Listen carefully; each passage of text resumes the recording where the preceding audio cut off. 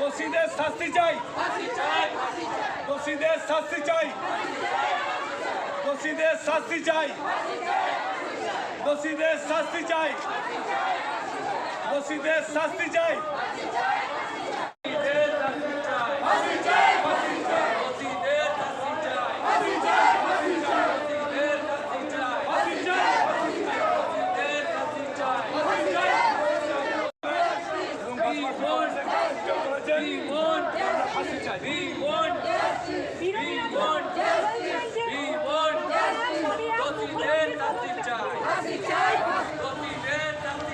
ফাঁসি চাই, ফাঁসি চাই, ফাঁসি চাই, ফাঁসি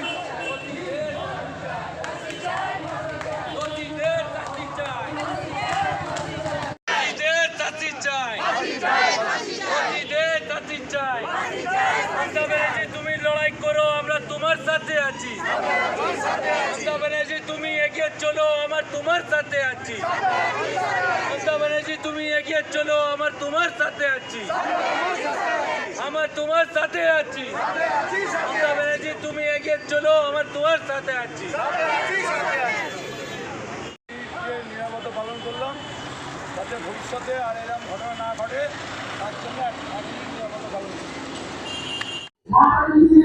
সব থেকে ভারতবর্ষে ধর্ষণ, যেখানে বিজেপি শাসিত মধ্যপ্রদেশ, উত্তরপ্রদেশ, রাজস্থান এবং আমাদের মহারাষ্ট্রে, আসাম, গুজরাট, সর্বত্র বিজেপি শাসিত যেখানে সব থেকে বেশি ধর্ষণ হয়েছে।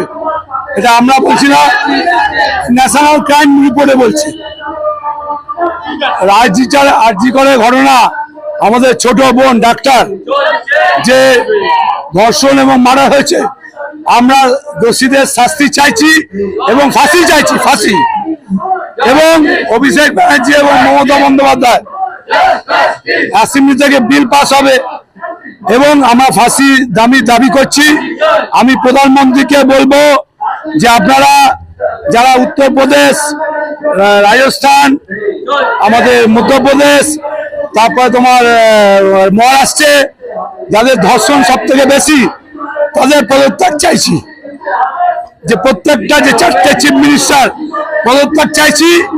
এবং প্রধানমন্ত্রী যদি বলে বেড়াচ্ছে মা বোনদের যে সম্মান, তাহলে প্রধানমন্ত্রীকে আমি বলবো যে মা বোনদের সম্মান পার্লামেন্টে আইন করে, ধর্ষকদের আইন করে বিল পাস করুক পার্লামেন্ট এবং রাজ্যসভা।